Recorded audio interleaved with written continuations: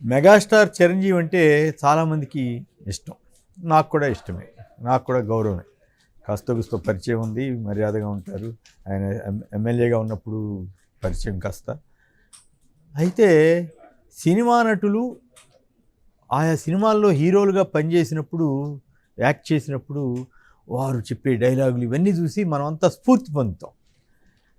కానీ వాస్తవ జీవితంలో అందులోనూ ప్రత్యేకించి రాజకీయాల్లోకి వచ్చినప్పుడు పూర్తిగా తద్విరుద్ధంగా వ్యవహరించినప్పుడు మనపోటి వాళ్ళందరం బాధపడతాం. ఏమిటి, ఉదాహరణకి చిరంజీవి గారు ఠాగూర్ సినిమా చూసిన తర్వాత చాలామంది ఇన్స్పైర్ అయ్యారు. అవినీతికి వ్యతిరేకంగా ఈయనంత గట్టిగా పోరాటం చేశాడు, శబాష్ శబాష్ అని. చిరంజీవిలో కూడా అంత నిజాయితీపరుడున్నాడు, అంత నీతిమంతుడున్నాడు అని అందరూ అనుకున్నారు. అలాగే రుద్రవీణ సినిమా చూసిన తర్వాత పేదల కోసం, ప్రత్యేకించి మద్యం తాగే వాళ్ళకి వ్యతిరేకంగా వాళ్ళని మార్చడం కోసం పేదల పక్షాన తండ్రి మీదే పోరాటం చేసినటువంటి వ్యక్తిగా చిరంజీవి గారు దాంట్లో చక్కగా యాక్ట్ చేశారు. దానికి అవార్డులు కూడా వచ్చింది. సో ఇంతవరకు అందరూ కూడా ఇన్స్పైర్ అయినటువంటి సినిమాల కింద చూస్తాం. తద్వారా చిరంజీవి గారి ఇమేజ్ కూడా బాగా పెరిగింది. చాలా గొప్ప వ్యక్తి కింద. ఆ తర్వాత రాజకీయాల్లోకి వచ్చిన తర్వాత ఆయన వైఖరి తద్విరుద్ధంగా ఉండడం. సరే, ఆయన ప్రజారాజ్యం పెట్టాడు, దెబ్బతిన్నాడు, సక్సెస్ కాలేకపోయాడు. ఆ తర్వాత కాంగ్రెస్లో విలీనం చేశాడు. ఆ తర్వాత కాంగ్రెస్ ఆయన రాజకీయ నిర్ణయాలన్నీ కూడా రైట్ టైంలో రాంగ్ డెసిషన్స్ తీసుకున్నట్లుగా మనకు అర్థమవుతుంది. అదేమిటంటే ప్రజారాజ్యం పెట్టకూడని టైంలో పెట్టారు.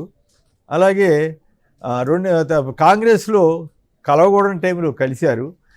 ఎందుకని కాంగ్రెస్లో కలవకూడని టైం అంటే, కాంగ్రెస్లో సంక్షోభ పరిస్థితి ఏర్పడినప్పుడు ఆయన 18 మంది ఎమ్మెల్యేలు కనుక ఆయనతోటే ఉన్నట్లయితే, ఆయన దగ్గరే ఉంటే, ఆ సంక్షోభ సమయంలో రోసయ్య గారి బదులు, కిరణ్ కుమార్ రెడ్డి గారి బదులు చిరంజీవి గారికి కూడా అవకాశం వచ్చి ఉండేదేమో.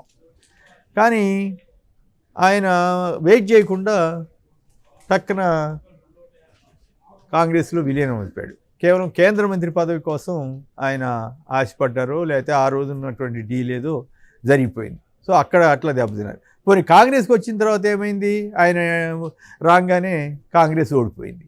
ఓడిపోయిన తర్వాత ఆయన మళ్ళీ విచిత్రం ఏంటంటే, ఇట్లా పార్టీ పరంగా దెబ్బతిన్నారు. అంటే ఆయనకి సరైన నిర్ణయాలు చేయలేదు. ఇంకా వ్యక్తుల పరంగా అశ్విని దత్తు ఇటువంటి వాళ్ళ కొందరికి వ్యక్తులుగా సమర్థించారు, వాళ్ళు ఓడిపోయారు. ఇప్పుడు ఈ పరిస్థితి, ఈ పరిణామాలను నేను ఎందుకు చెప్తున్నానంటే, ఆయన ఒక డెసిషన్ తీసుకునేటప్పుడు దాని పర్యవసనాలు ఎట్లా ఉంటాయి, దానివల్ల ఉపయోగమా లేదా, తనకి వ్యక్తిగతంగా ప్రతిష్ట పెరుగుతుందా తగ్గుతుందా, ఇలాంటివన్నీ చేసి నిర్ణయాలు తీసుకోవాలి. కానీ దురదృష్టవశాత్తు ఆయన ఠాగూర్ సినిమాలో ఏదైతే చెప్పారో దానికి విరుద్ధంగా సీఎం రమేష్ అన్న ఆయనకి మద్దతు ఇచ్చారు. సీఎం రమేష్ అన్న ఆయన ఒకప్పుడు సారా వ్యాపారం చేశారు. ఓకే, చట్టబద్ధంగా ఏం చేసినా తప్పు కాదు. కానీ అనేక అక్రమ వ్యాపారాలు చేశారనేది ఆయన మీద అభియోగం. అట్లాగే కాంట్రాక్టర్గా ఆయన రకరకాల ప్రభుత్వంలో ఉన్న వాళ్ళతోటి చంద్రబాబు గారికి అత్యంత సన్నిహితుడిగా రకరకాలుగా చేసి సంపాదించాడు. ఆయన ఇష్టం, ఆయన కథ వేరు. తర్వాత ఆయన మీద ఫోర్జరీ కేసు వచ్చింది. వేణు అనే యాక్టరు అతని మీద కేసు పెట్టాడు, 450 కోట్లు. మరి తోటి నటుడు కేసు పెడితే ఆయన్ని సీఎం రమేష్ గారిని పక్కన కూర్చోబెట్టుకుని ఆయనకి మద్దతు ఇవ్వండి, ఆయన బాగా చేస్తాడని చెప్పే పరిస్థితికి చిరంజీవి గారు వెళ్ళటం ఏమైంది, ఆయన స్థాయి ఆకాశం నుంచి భూమి మీద పడిపోయినట్లు అయిపోయింది. భూమి మీద ఉంటే పర్వాలేదు, ఇంకా కిందకి వెళ్ళిపోయినట్లుగా అయిపోయింది. సో అది ఇక్కడ పాయింట్ ఏంటంటే, ఆ రకమైనటువంటి పరిస్థితి తెచ్చుకోవాల్సిన అవసరం లేదు. పోనీ ముఖ్యమంత్రి జగన్ గారితో ఏమన్నా విభేదం ఉందంటే అదేమీ లేదు. ఆయన చాలా గౌరవంగా చూశాడు జగన్ గారు. ఈయన వెళ్ళినప్పుడు వీరు వెళ్ళినప్పుడు చాలా మర్యాదగా చూశారు, వారి మాటలకు విలువిచ్చారు. ఈయన కూడా వారి పట్ల పద్ధతిగానే ఉన్నారు, చాలా మర్యాదగానే ఉన్నారు. అలాగే జగన్ గారు చేసిన అనేక నిర్ణయాలను సమర్థించారు. అంతా బాగానే ఉంది. మరి ఇంతలోనే ఏం తేడా వచ్చింది? సరే, పవన్ కళ్యాణ్ గారు అంటే ఆయన ఇష్టం, ఆయన ఏదో పార్టీ పెట్టుకున్నాడు, చంద్రబాబు గారిని మోస్తున్నాడు, అది వేరే విషయం. ఈయనకి ఏం అవసరం వచ్చింది? ఈయన రాజకీయాలకు దూరంగా ఉంటానని చెప్పాడు కదా.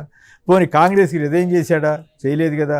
బీజేపీ వాళ్ళు పద్మభూషణ్ ఇప్పించారు కాబట్టి పోనీ కాంగ్రెస్ని వదిలేసి బీజేపీలోకి వెళ్తే అప్పుడు బీజేపీకి నేను మద్దతు ఇస్తున్నానని చెప్తే అది వేరే విషయం. తెలుగుదేశం నుంచి కనుక బీజేపీలోకి వెళ్ళి డ్రామా ఆడుతున్నట్లుగా ఇప్పుడు ఈయన కూడా కాంగ్రెస్ నుంచి బీజేపీకి వెళ్ళి, మరి ఇదే చిరంజీవి గారు అప్పట్లో చంద్రబాబు నాయుడు గారు హిందూపూర్ సీటుని ముస్లింలకు కాకుండా బాలకృష్ణకి ఇచ్చినందుకు తిట్టారు.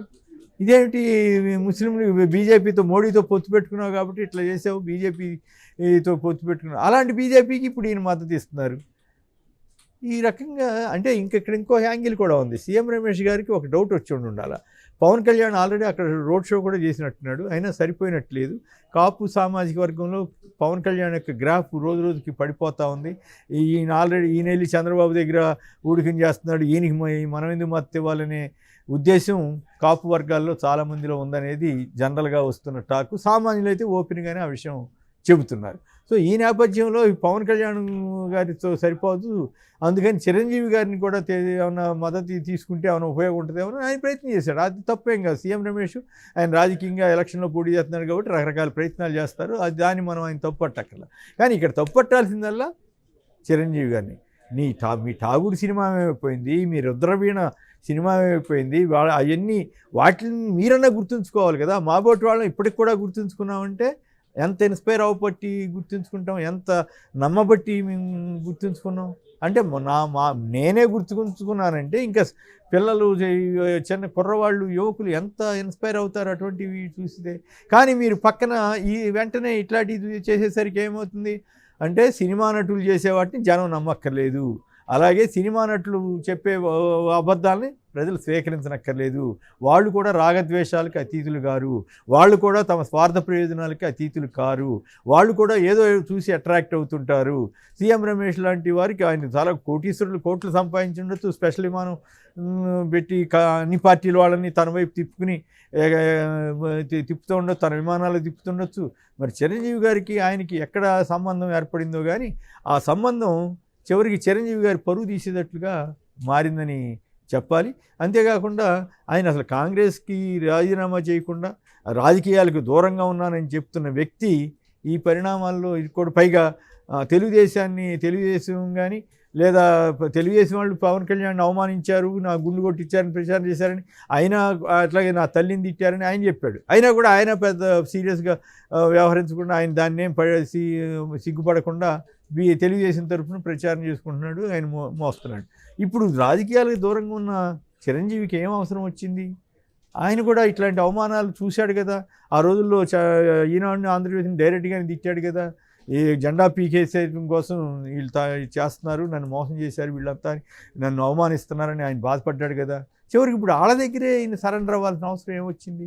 సో తద్వారా చిరంజీవి గారిలో ఠాగూర్ని చూడకూడదు, చిరంజీవి గారిలో రుద్రవీణ హీరోని చూడకూడదు. కేవలం ఆయన కూడా ఫక్తు సినీ నటుడు. సరే పద్మవిభూషణ్ వచ్చింది కాబట్టి బీజేపీకి వెళ్ళదలిస్తే వెళ్ళండి, తప్పేం కాదు, వాళ్ళు ఇచ్చారు కాబట్టి. కానీ అట్లా కాకుండా ఇట్లాంటి డబుల్ గేమ్ ఆడటం వల్ల చిరంజీవికి ఉన్న ప్రతిష్టని ఆయనే మసకబార్చుకుంటున్నాడు. మరి ఇప్పుడు జరిగిన డ్యామేజ్ జరిగిపోయింది, ఇంకా డ్యామేజ్ అవుతాడా లేక ఇక్కడితోటి ఆగుతాడా అన్నది మనం చూడాలి.